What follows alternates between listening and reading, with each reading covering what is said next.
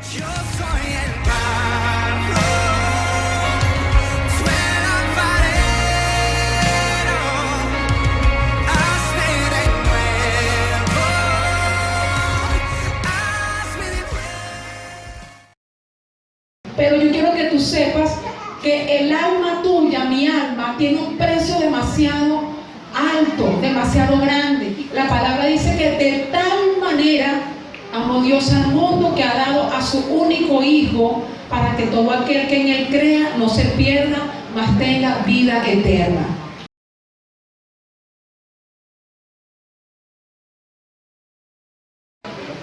Las películas de la Pasión de Cristo veíamos a un Jesús con 3 goticas de sangre, ¿cierto? A un Jesús semidesnudo y listo.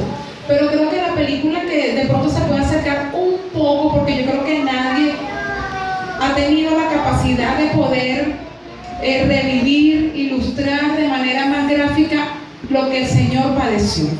Y por eso en esta tarde vamos a aprender y necesitamos entender la magnitud de ese sacrificio, el alcance que tiene ese sacrificio para nuestras vidas. Y yo quiero comenzar leyendo el Salmo 49, Salmo 49, y vamos a leer el versículo 6. Salmo 49. Tenemos un poquito por aquí. En este salmo dice lo siguiente: los que confían en sus bienes y de la muchedumbre de su riqueza se jactan, ninguno de ellos podrá en manera alguna redimir al hermano ni dar a Dios su rescate, porque la redención de su vida es de gran precio. Diga conmigo, de gran precio. Y dice, y no se logrará jamás, para que viva en adelante para siempre y nunca vea corrupción.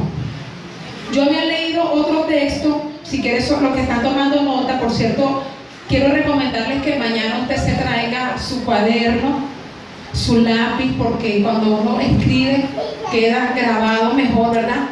La enseñanza. Pero preparando esta conferencia, aunque hace mucho tiempo que la hemos ministrado, comprendí el significado de un texto que se encuentra en Mateo 16:26, cuando el Señor Jesucristo dijo que todo aquel que quiera salvar su vida la perderá, y el que la pierda por causa de él la hallará. Y mira esta pregunta que hizo el Señor Jesús. Él dijo, porque ¿qué aprovechará el hombre si ganare todo el mundo y perdiere su alma? ¿O qué recompensa dará el hombre por su alma?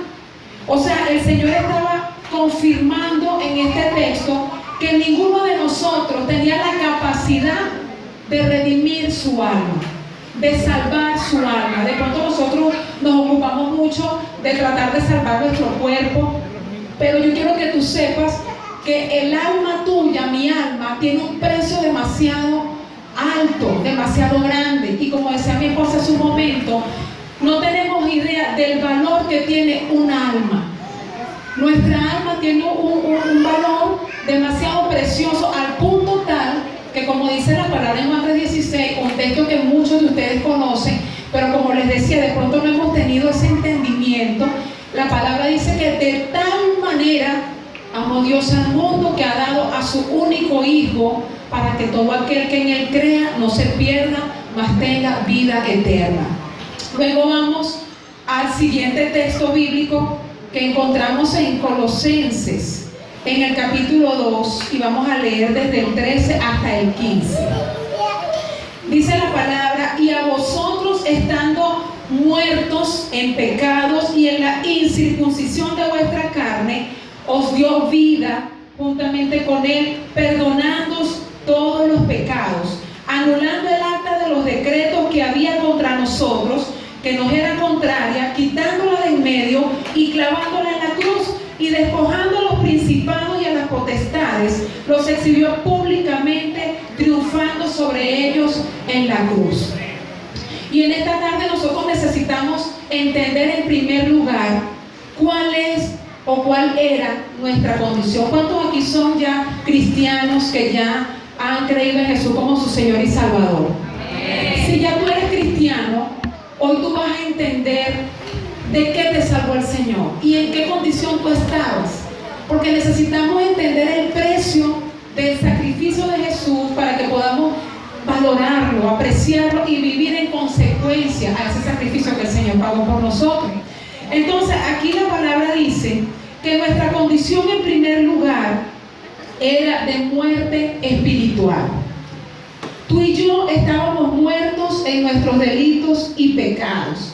Eso lo podemos encontrar en Efesios capítulo 2, verso 1, cuando el apóstol Pablo decía: y a vosotros estando muertos en nuestros delitos y pecados nos dio vida. La condición de una persona sin Cristo es de muerte espiritual. Todos de pronto, o la mayoría, ha conocido la historia de Adán y Eva en el huerto del Edén, cuando ellos estaban en un lugar perfecto, en armonía con el Señor, en el paraíso, pero el Señor le dio a ellos unas instrucciones específicas. De todo árbol del huerto tú podrás comer, excepto de uno solo, el árbol del conocimiento del bien y del mal, de la ciencia del bien y del mal, porque el día que tú comas de ese fruto, ¿qué iba a pasar? Ciertamente morirás. ¿Y qué ocurrió? Ellos se dieron a la tentación, vino Satanás, le dijo: no morirás. Como cuando el enemigo viene a tentarte con el pecado y te dice: tranquilo, no morirás. Y resulta que ellos incurrieron en el pecado y el resultado fue muerte espiritualmente. Ellos no murieron en ese momento físicamente, pero ocurrió una muerte espiritual. ¿Cómo así? El hombre fue sacado del paraíso, se rompió la comunión con Dios y quedó muerto espiritualmente, quedó ciego espiritualmente. Por eso es que usted le predica la palabra a una persona y no quiere saber nada de Dios. ¿Por qué? Porque está muerto espiritualmente. También nuestra condición espiritual era de condenación eterna. Y en Romanos 3:23 podemos ver, cuando la palabra dice: por cuanto todos pecaron y están destituidos de la gloria de Dios. Quiere decir que cuando el hombre y la mujer mueren sin Cristo, pasan a una eternidad sin Cristo. ¿Van a vivir a dónde? Al infierno.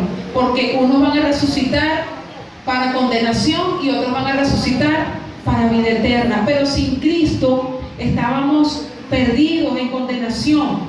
Lo tercero es que estábamos esclavos del pecado y de Satanás. ¿Qué dice la palabra en Juan 8:32? Que todo aquel que hace pecado es esclavo del pecado. Por eso es que usted ve a una persona, como decía mi esposa hace un rato, que quiere dejar la pornografía, que quiere dejar la droga, que quiere dejar algunos pecados de otra índole y no puede, porque todo aquel que hace pecado se convierte en esclavo del pecado. Pero también estábamos siendo esclavos de Satanás, porque la palabra de Dios dice que Satanás es el príncipe de este mundo, ¿ok? Y que el mundo entero está bajo el maligno. Por eso es que también en Efesios, en ese capítulo 2, que describe la condición de cómo nosotros estábamos en muertos en delitos y pecados, y dice que nosotros andábamos antes así, siguiendo la corriente de este mundo, conforme al príncipe de la potestad de las tinieblas, haciendo los deseos de nuestra carne, de nuestras pasiones y de nuestra voluntad. Entonces, cuando una persona está en esa condición, es esclava de Satanás. Porque le digo algo, nosotros no estamos en un término medio. O somos de Dios, somos bajo la potestad del Señor Jesucristo, el Rey de Reyes y Señor de Señores, o usted es esclavo de Satanás y está caminando bajo el príncipe de este mundo. Él lo controla y lo domina cuando usted no tiene a Cristo en su corazón.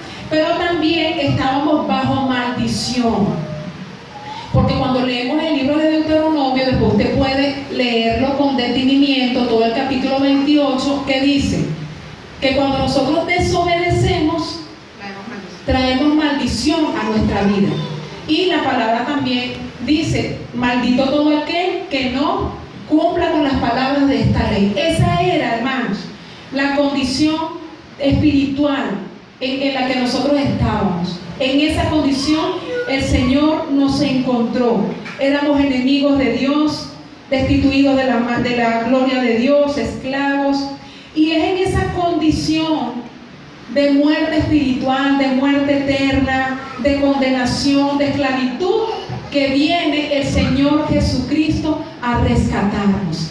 ¿Por qué? Porque como leíamos al principio, hermanos, en ese capítulo 49 de Salmos, que leímos en un principio, dice que la redención de nuestra vida, por más dinero que tú tengas, por más poder que tú tengas, nadie tenía el poder, nadie tenía la capacidad de rescatarnos.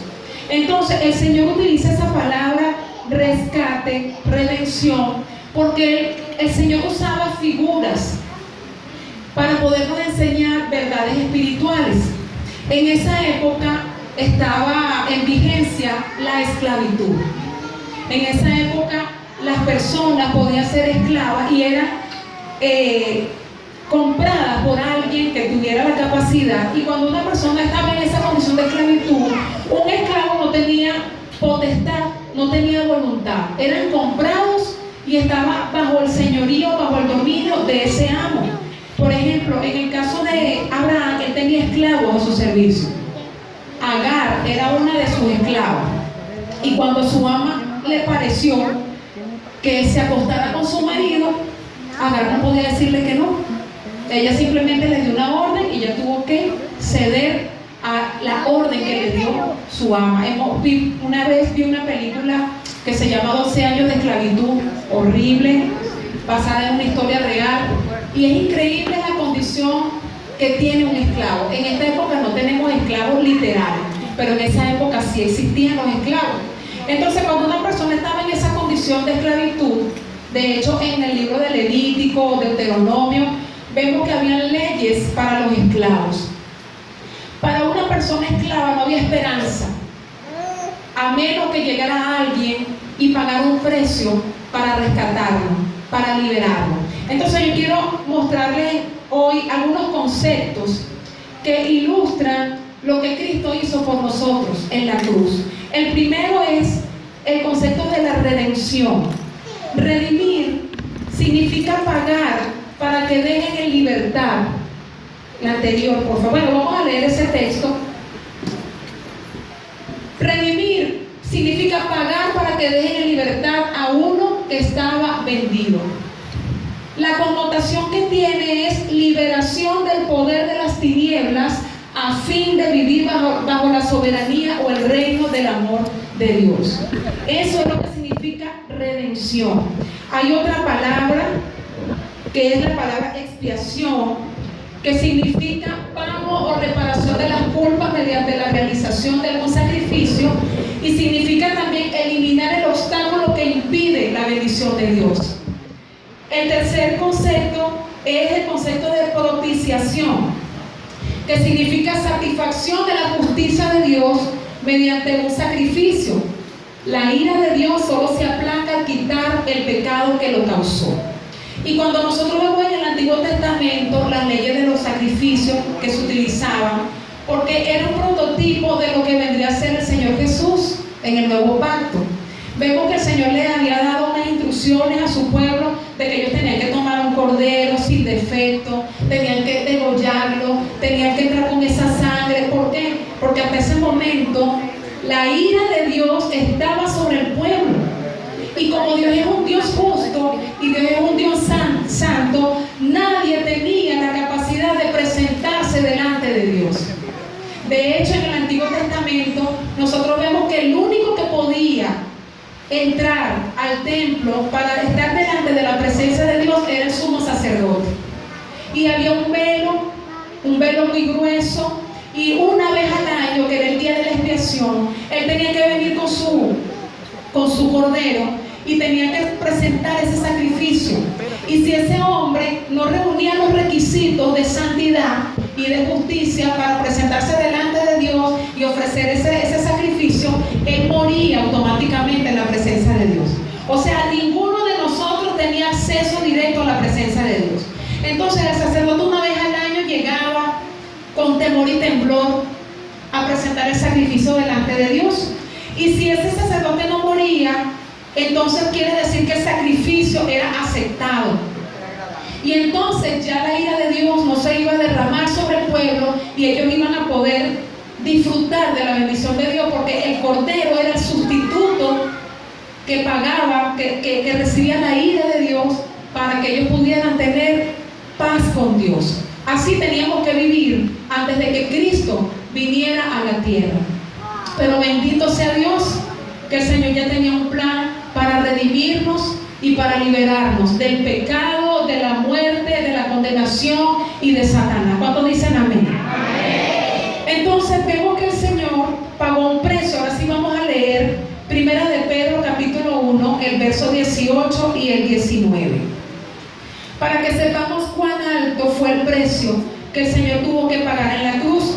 Dice, sabiendo que fuisteis rescatados de vuestra vana manera de vivir, la cual recibisteis de vuestros padres.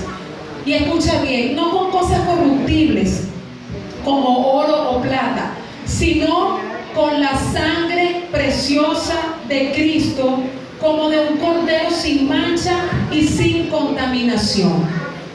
Entonces, ¿recuerdan el primer versículo? Nadie podía dar el rescate por su alma porque era de gran precio. Y por eso en ese contexto habla de que el hombre podía ser muy rico, pero ni todas las riquezas podían traer esa redención.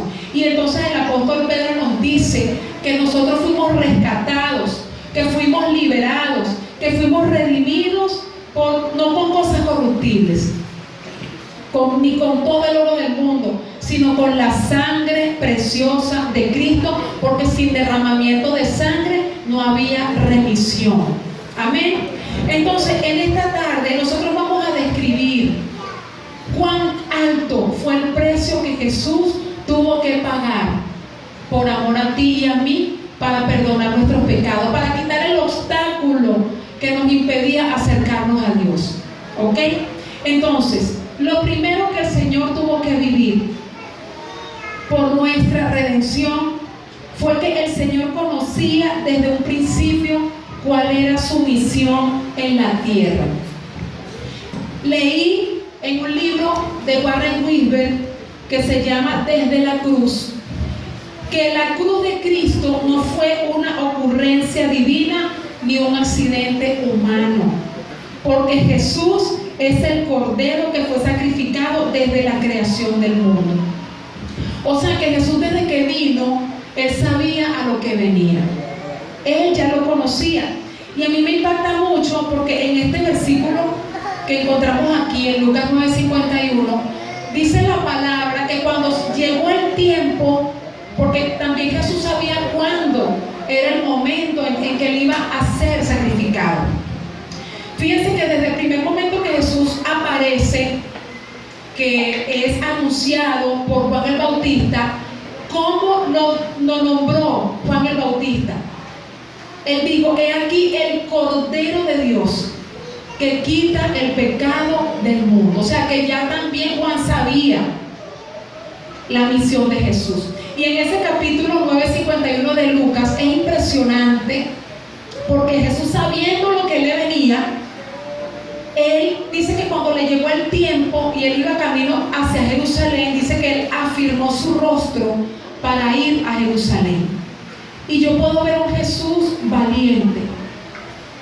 ¿Qué hubieses hecho tú si tú sabes lo que a ti te espera en ese lugar a donde tú vas?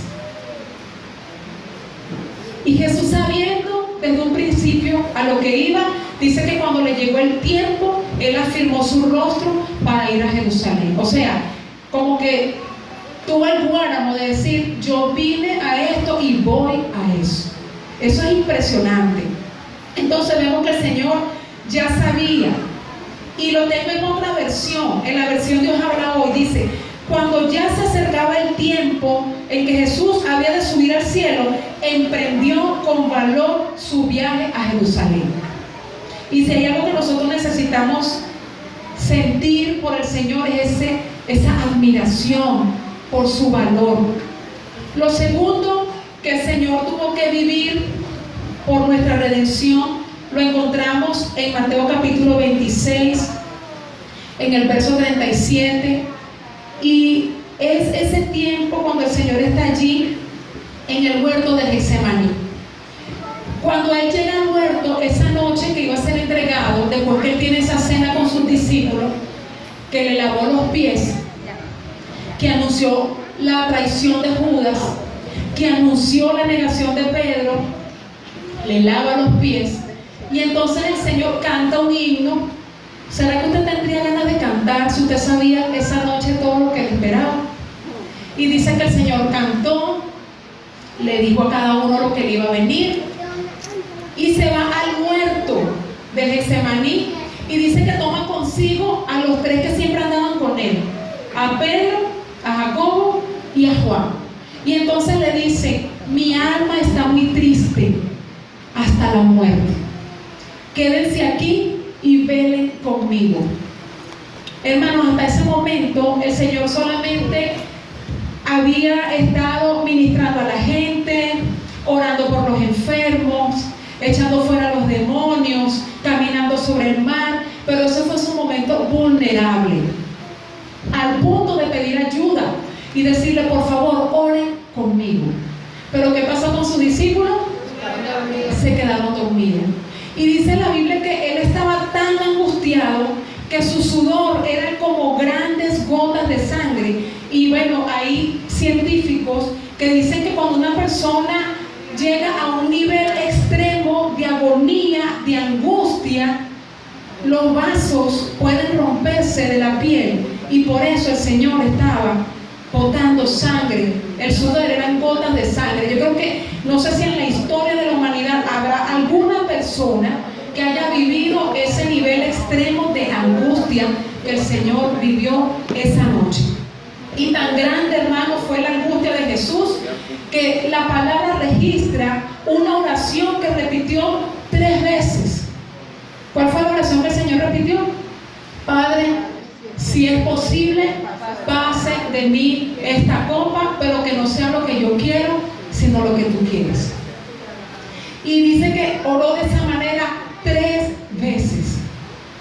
Y de pronto la gente ha creído que el Señor, como era Dios, Él iba relajado para la cruz. Pero la palabra dice en Filipenses 2, del 5 al 11, que Él se había hecho hombre, se humilló hasta lo sumo, se despojó de toda su gloria. Él estaba en una condición humana 100%, con limitaciones. Al Señor le dio hambre, el Señor le daba sed, el Señor le daba sueño. Él tenía sentimientos y tenía necesidades en su forma humana. Entonces vemos a un Señor angustiado. Lo tercero que el Señor vive, amado, la traición. Usted sabe lo que es que usted tenga 3 años con ese grupo de discípulos, le invirtió su tiempo, su amor, su cuidado, y resulta que llega uno de sus círculos íntimos, Judas, y lo vende por 30 monedas de plata. Lo traiciona con un beso. Vemos a un apóstol Pedro también que lo niega 3 veces. Le digo: yo no lo conozco. Ustedes se imaginan el dolor de su corazón. ¿Usted ha experimentado algún día la traición, el engaño? El Señor vivió eso. Lo cuarto que el Señor vivió fue el abandono. Porque esa noche, cuando el Señor días antes le dice a Pedro, primero Él le dice: ¿quién dicen los hombres que es el Hijo del Hombre? Bueno, unos dicen que eres Elías, otros dicen que eres uno de los profetas. Y Él dice: ¿y ustedes quién dicen que soy yo? Tú eres el Hijo del Dios viviente, el Hijo de Dios. Y el Señor le dice: Pedro, no te lo reveló carne ni sangre. Y después que Él se identifica como el Hijo de Dios, entonces el apóstol después les dice: bueno, miren, ya, ahora que ya saben que soy el Mesías, les cuento que voy a morir, me van a crucificar. ¿Y qué le dijo Pedro? Ay, no, Señor, ¿cómo se te ocurre? No permitas que eso te pase. Y resulta que el Señor le echa su reprendida y le dice: no tienes la mirada en las cosas de Dios, no has entendido. Y entonces le dijo Pedro al Señor que él era capaz de todo por él. Señor, si es posible, mira, cuando en la noche le dice uno de ustedes: yo, hasta la muerte, la cárcel, voy contigo. Y resulta que a la hora de la chiquita, lo negó. Lo negó el apóstol Pedro. Entonces imagínense, el Señor quedó solo totalmente, sin sus discípulos y sin nadie. Quedó abandonado. Lo siguiente que el Señor vivió fue la calumnia, porque entonces vienen esa noche y lo arrestan. Vienen los alguaciles con palos, con armas para arrestarlo, lo atan y lo llevan al concilio a medianoche y presentaron testigos falsos para acusarlo de cosas que el Señor no había hecho. Y comienzan a interrogarle. Y el Señor es víctima de la injusticia, porque se lleva a cabo un juicio de noche y lo declaran blasfemo de manera injusta. ¿Por qué? Porque él declaró que él era el Hijo de Dios. Y no solamente el Señor vive eso, sino que una vez que ya lo sentencian a muerte como blasfemo, entonces el Señor sufre la humillación, sufre la burla.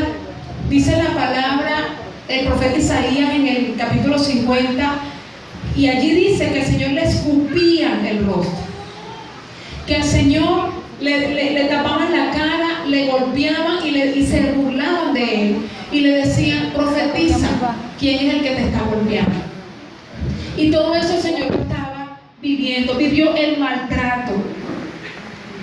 Y luego vemos que el Señor también es víctima de los azotes. Lo tremendo, hermanos, es que, como les decía hace un momento, en las películas anteriores veíamos a un Jesús con un poquito de sangre en la frente, pero cuando nosotros vemos el instrumento que se utilizaba para azotar a los condenados a muerte, era un azote que tenía tiras de cuero entrelazadas, tenían diferentes longitudes y habían bolas de hierro o trocitos de huesos, y con eso, cada vez que el Señor le azotaban, le rasgaban, y la persona, amados, era atada a un poste, lo desnudaban y se turnaban dos verdugos, se turnaban, y dependiendo de la fuerza que cada uno tenía era el nivel de maltrato y del azote. Y entonces le daba uno y luego le daba el otro para que pudieran descansar y pudieran darle entre los dos. Entonces, cuando el Señor es azotado, esa flagelación muchas veces ocasionaba la muerte de las personas. Imagínense, ellos apostaban a que esas personas tuvieran un shock circulatorio. Era impresionante.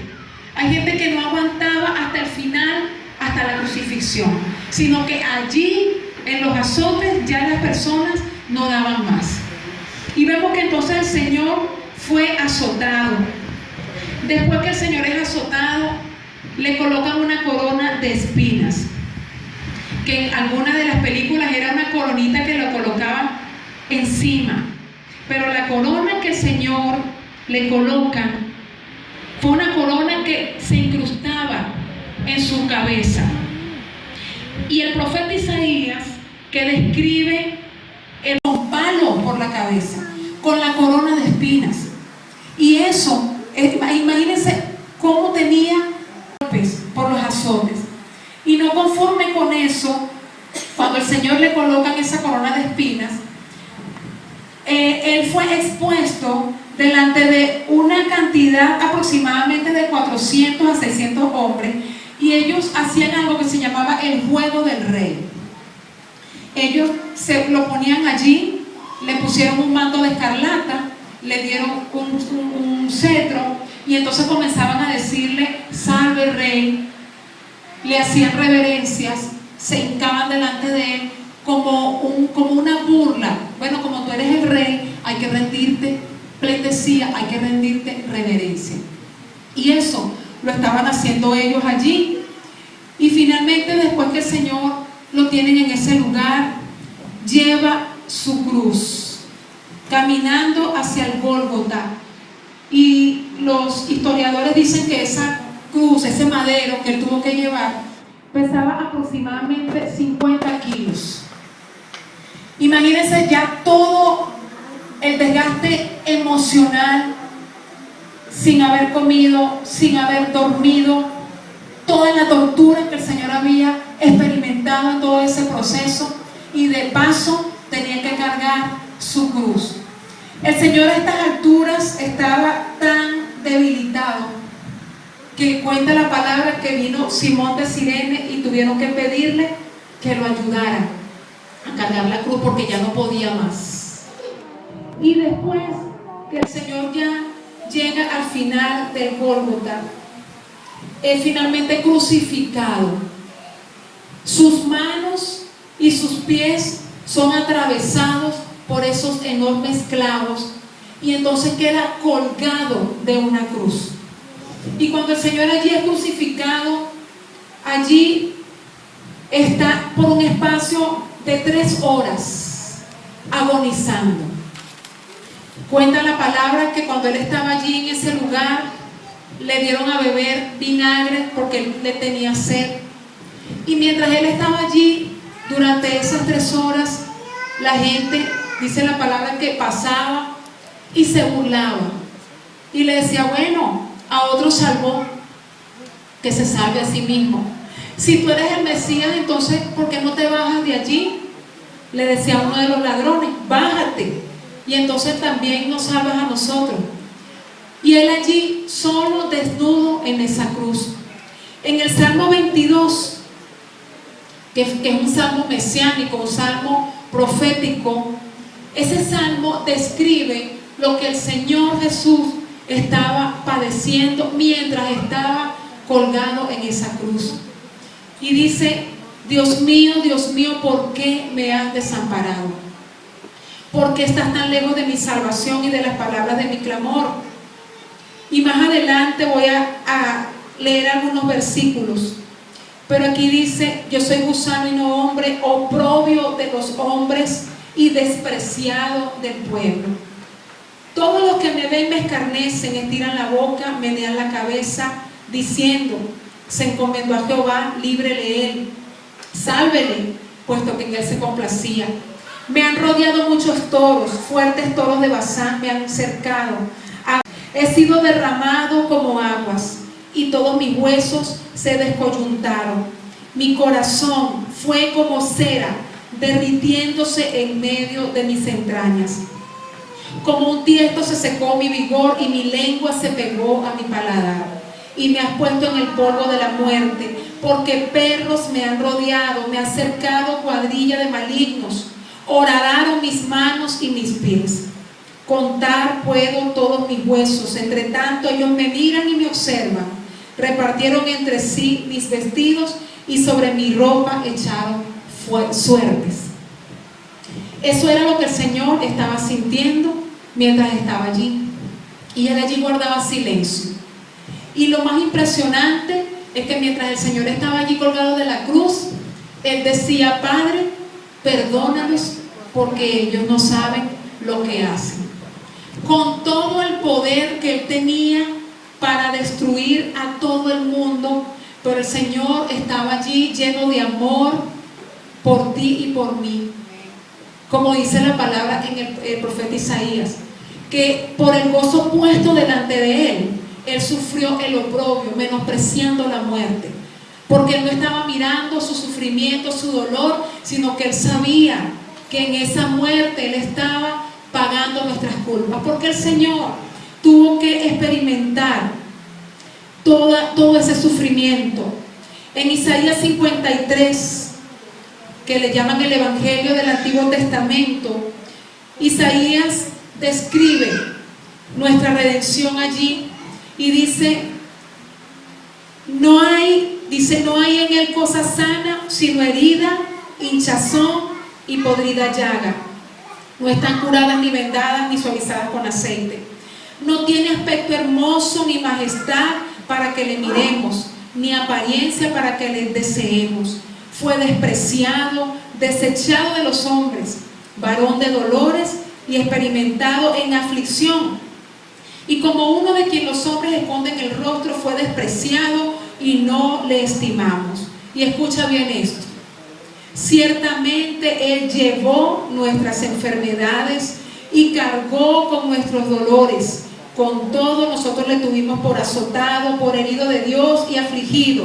Mas Él fue herido por nuestras transgresiones, molido por nuestras iniquidades. El castigo por nuestra paz cayó sobre Él y por sus heridas hemos sido sanados. Cuando Jesús estaba allí colgando de esa cruz, el Señor estaba cargando con todos nuestros pecados, con todas nuestras rebeliones, con todas nuestras enfermedades y nuestras dolencias. ¿No te parece maravilloso eso? Eso no merece un gloria a Dios. Este hombre era el Hijo de Dios. Este hombre era inocente.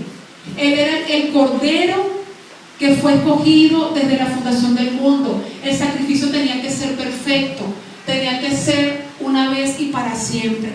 Y cuando Jesús estaba muriendo allí en la cruz, estaba cargando con todos nuestros pecados.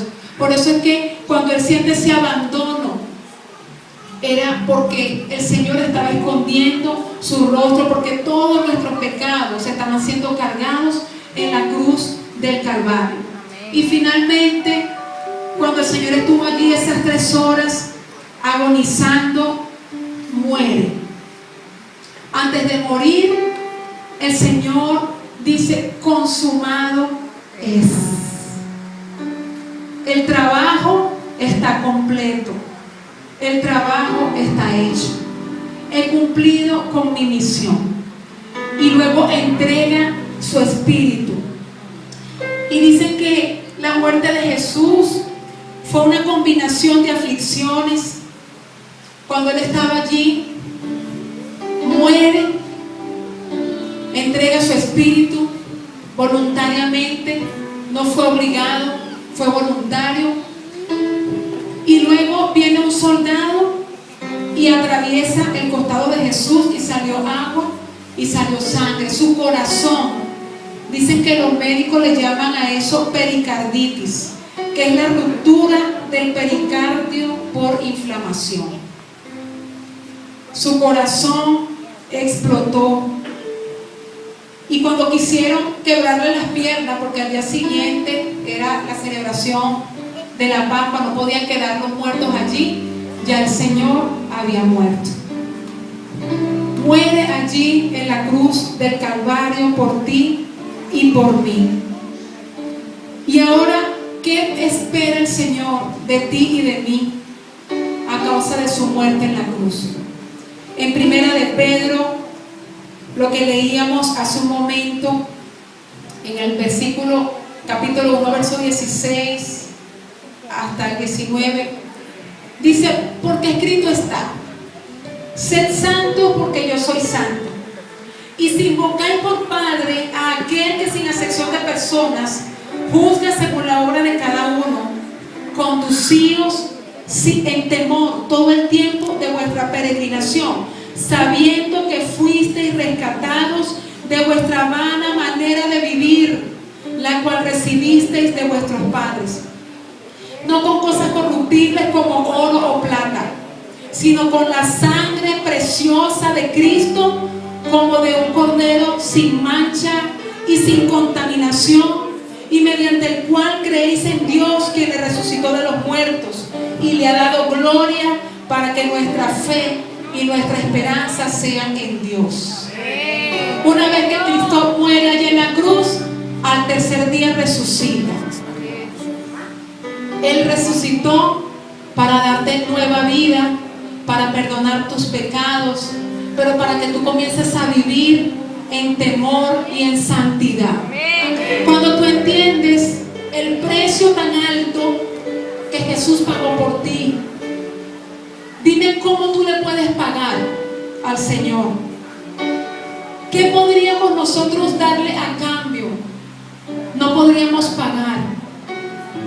Y cuando nosotros lo entendemos, como lo entendieron los apóstoles, yo puedo ver cómo ellos también estuvieron dispuestos a dar su vida en sacrificio por el Señor. Todos ellos miraron a Jesús colgado de la cruz. Hermanos, encontrarse con ese sacrificio le cambió la vida a los apóstoles. Ellos no fueron los mismos. Cuando ellos estaban frente a la cruz, ellos estaban tristes, ellos no entendían. Después estuvieron unos días encerrados, atemorizados, porque yo me imagino que ese sacrificio fue algo atroz, como lo han descrito algunos, como un espectáculo de sangre. Ellos vieron a su maestro torturado, vieron a su maestro humillado, y ellos no lo podían entender. Pedro, después que lo niega, dice la palabra que lloró amargamente. Juan estuvo ahí al frente de la cruz, pero al ver ese sacrificio tan grande, les cambió la vida. Y todos los apóstoles, a excepción de Juan, que murió en la isla de Patmos, fueron mártires por Jesús. Todos. ¿Cómo estás viviendo tu vida hoy? Después de conocer el precio tan alto que Jesús pagó por ti. ¿Cómo vas a vivir a partir de hoy? ¿Y saben qué me impacta? Que el apóstol Pablo no conoció a Jesús personalmente. Él no era de los 12. Él no estuvo frente a la cruz. Él no vio. Él lo escuchó. Pero cuando él tiene ese encuentro con Jesús, cuando va camino a Damasco, y él conoce la historia, el apóstol Pablo no fue el mismo. El apóstol Pablo fue capaz de decir en Gálatas 2:20: con Cristo estoy juntamente crucificado, ya no vivo yo, vive Cristo en mí. Él dice que el amor de Cristo a mí me constriñe, porque Él murió por mí, para que yo viva por Él. Y yo quiero invitarte en esta tarde, hermano, a que tú puedas revisar tu vida. Si de pronto hasta el día de hoy tú no habías entendido la magnitud del sacrificio y del amor de Cristo por ti. Y que si tú has estado viviendo un evangelio sin consagración, sin santidad, viviendo a medias, creo que hoy es un día para que, así como Pablo tuvo un antes y un después, a partir del día de hoy tú puedas decirle: Señor, yo te entrego mi vida. Que ese sacrificio haya valido la pena. Que ese sacrificio sea tu inspiración para vivir por el Señor Jesús. Y si ese es tu deseo, yo quiero invitarte a que puedas levantarte de tu lugar y que podamos orar por un momento, entendiendo que ese sacrificio, aunque ocurrió hace 2000 años, más de 2000 años, ese sacrificio nos alcanza, porque también Él estaba muriendo por tus pecados y por los míos. Así que cierra tus ojos en esta tarde, comienza a orar, a darle gracias al Señor por su sacrificio en la cruz del Calvario. Hoy dale gracias al Señor por el precio tan alto que Él pagó en la cruz del Calvario. Dale gracias. Quiero que cierres tus ojos, porque el Señor fue valiente, porque el Señor llegó hasta el final, porque el Señor soportó la humillación, la calumnia, porque el Señor soportó la injusticia, porque el Señor soportó los azotes, porque el Señor soportó esa cruz. Y dile: Señor, gracias. Señor, gracias por tu sacrificio. Señor, gracias porque yo no entendía, porque no sabía, Señor, no había meditado en el precio tan alto que tú pagaste en la cruz por mí, Señor. Dios mío, yo entiendo que fue mi pecado el que te llevó a la cruz. Hoy, Señor, quiero pedirte: perdóname. Hoy, Señor, quiero acogerme a tu sangre preciosa que me limpia de todo pecado, Señor. Hoy quiero acogerme, Señor, a tu gracia, a tu misericordia. Dale gracias al Señor porque la palabra dice que cuando Él muere en esa cruz, como lo describía en ese Salmo 22, en ese momento las tinieblas estaban sobre Él. En ese momento parecía como que Satanás estaba ganando la batalla, pero el Señor sabía lo que estaba haciendo. Él tenía un plan.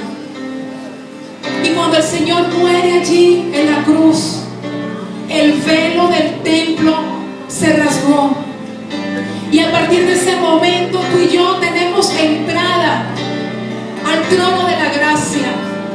Y el Señor nos está esperando allí, porque ahora tú puedes entrar con confianza y puedes tener una relación con Él, porque ahora no eres enemigo de Dios, porque la deuda fue pagada, porque dice la palabra que había un acto de decretos que había contra ti, pero el Señor con su sangre en la cruz la quitó de en medio, la clavó, y ahora ya no hay condenación.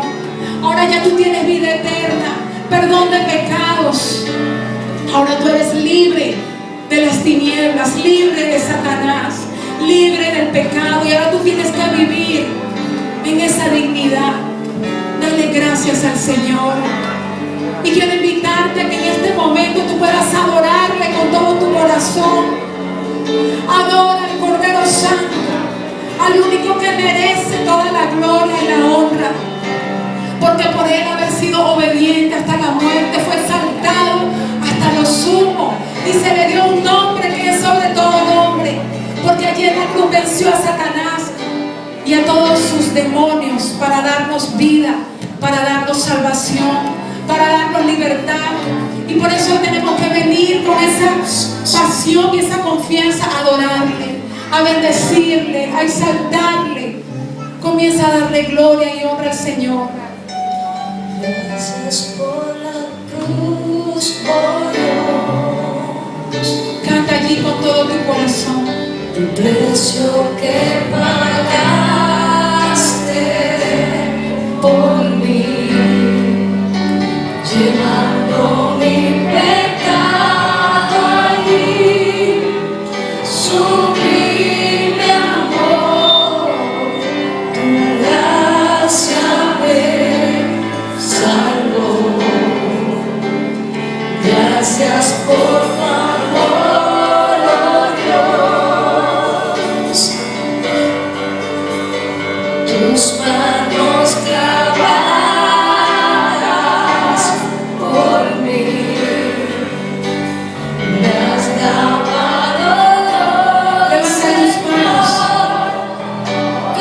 conozco hoy tu abrazo y tu perdón. Digno es el Señor.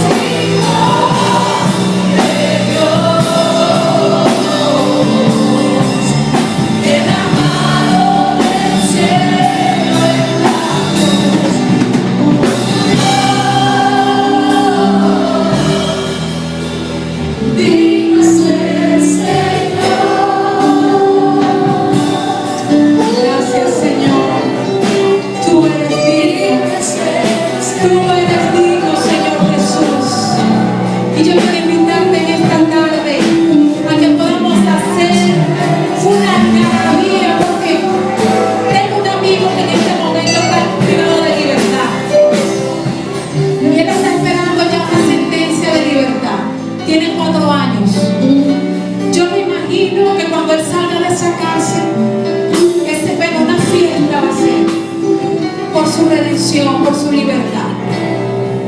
Yo creo que si nosotros entendemos la magnitud del sacrificio de Jesús,